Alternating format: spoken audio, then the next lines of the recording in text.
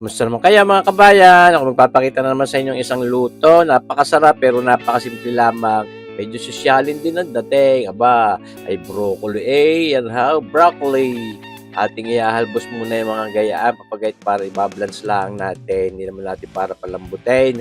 Yan ha, ating palulutungin yan. Pagagandahin din ang kulay para mas maging berde-berde.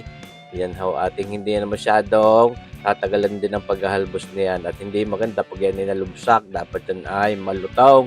Yan ho, maligat. Nagyan natin ang karikit na asin at syempre para may lasa at yan hindi na natin isasak sa malamig na tubig. Basta hihahanguin na rin ho natin sakto dun sa ayon sa gusto nating ligat niyan o tigas o lutong baga. Yan ho, mga kabayan. Kumbaga yung carry over cooking niyan ang sasakto doon sa hinahanap nating lutong niyang ating broccoli iyan. Kaya kahit hindi na natin yan isyak sa malamig na tubig ay pwede naman. Bakit ka hindi? Yun may lalamig din mga kabayan. At talaga namang napakasarap nitong ganitong broccoli. Healthy pa yan. Ngayon, ang ating karaniwang ginagawang gayan ay beef broccoli. Ngayon, ang gagawin natin ay pork tenderloin. Yan ho. Doon natin isasahugya ang ating broccoli ating patitigisin muna. Yan mga kabayan.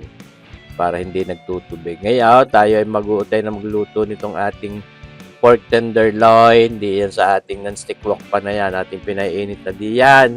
Siyempre, hindi pwede mawala itong butter na ito. Mga kabayan, at talaga namang yan ang pampalinamnam at pampasap sa mga gayang luto. Mga beef broccoli or yung pork broccoli. Yan mga kabayan.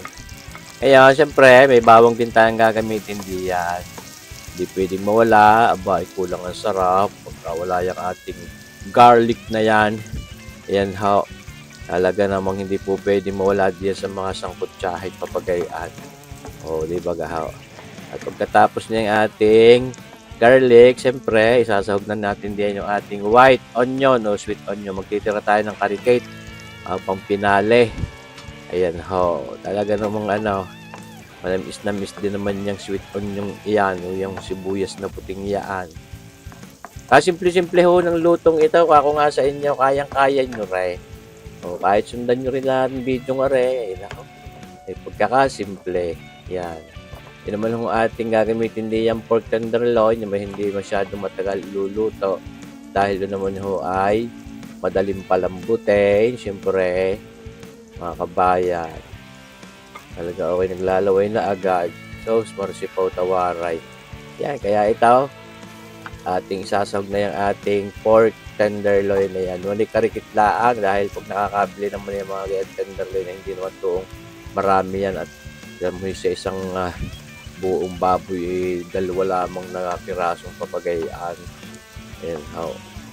Kaya tsaka itong atin namang ito, lulutong ito ay sapat lamang sa aming pantanghalian. Gusto ko ubos din agad dyan mga papagayaan.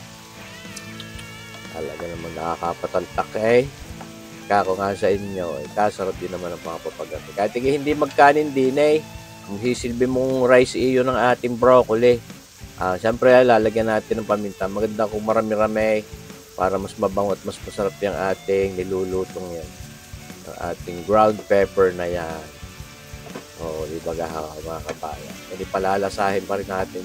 Bagaman yung ating pork tenderloin na yun ay ating minarinate din sa soy sauce, oyster sauce, at saka yung ating ground black pepper o pamintang durog-durog. Hala, ito na yun naman mga kabayan. Sosyalan. Pero simple lang ang luto. Hindi kayo mapapahiyang ihayin nyo sa hapag ng lantakan. Lalo kahit may bisita, aba, ay mapupuri ka. Paano ka naman? Hindi naman laging nakakabili ng broccoli. Lagyan natin ng mga kulang-kulang isang kutsaritang brown sugar para may tamis ng karikityan. Sa totoo lang, mga kabayan. Yan magpapasarap talaga diyan na panimpla ay yung ating yung ating may natawag sa akin. Yung ating diyan magpapasarap. yung ating oyster sauce na yan ilalagay. Yan ha, mga kabayan. Pasensya na kayo ha. Atakin mo ng inid yung natawag ay. Ayan ha.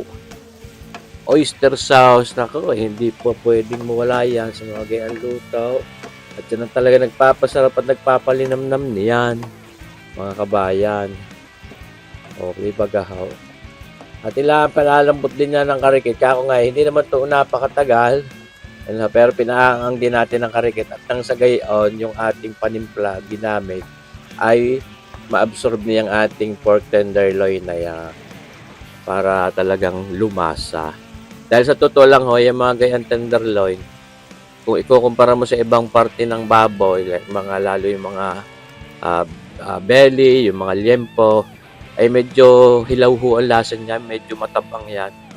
Kaya mas masarap pa rin yung ibang parte ng yan nga lang ho, di mas malambot. Kahit sa baka, gayon din ho. Medyo mas malasa yung ibang parte. Yan. Pero madali naman talaga ho yan lumambot ng ating tenderloin. Ngayon ito, siyempre, para na sa mas tumingkad yung ating nilulutong yan. Dahil pag mas matingkad ang kulay, ay mas masarap ang itsura, mas enticing. Ilagyan natin ng mga 1 kutsara at kalahating black caramel sauce na yan. Wala ho yung amoy, wala ting lasa.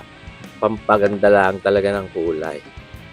Aba, ay siya, mga kabayan. Aray, pag napalambot natin, na isasahog na rin lahan natin diyan yung broccoli at saka yung sweet onion na itinara natin. At siya, luto na yan, mga kabayan. Oh, pag napaang natin karikay, tatakloban natin. At siya, bago iserve ay ating isasama lang yung broccoli. Tsaka sweet onion. Ayos na. Yan ha. Kita nyo baga. Naman. Nag-aayaya. Sarap. Itong ating pork tenderloin broccoli. Yun. Broccoli with pork tenderloin. Pork tenderloin with broccoli. Kung ano mang gusto nyong itawag diyan, mga kabayan. Basta yun ho, ay simple. Ang luto. Pero masarap. Sana naibigay nyo itong ating video ito, mga kabayan. Abangan nyo pa rin palaging ating mga susunod pang videos. Kako nga sa inyo. Hindi ako magsasawang magpakita sa inyo ng mga cooking videos na yan. Oh, lanta ka na, boy. Sita nyo baga naman yan. Sino ka namang aayaw diyan? Abay, mahal-mahal din yan sa mga restaurant kung hindi building. Oh, karaniwan nga lang ay deep broccoli. Pero ito nga ginawa natin ay pork tenderloin broccoli. Yun. Lanta ka na. Mga kabayan, magluto na rin kayo ng papagarne kahit paminsan-minsan laang. Mahal-mahal din naman yung broccoli yan. Yung isang piraso niya ay 105 pesos. Mahal na rin kung tutusin kumpara sa kangkaw. Ayan ha. Ito mang gantong klase luto, pwede mo rin gawin sa kangkaw. Ay siya.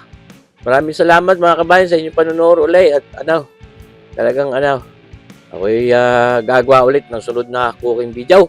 Abangan ninyo. Mabuhay po tayong lahat. God bless!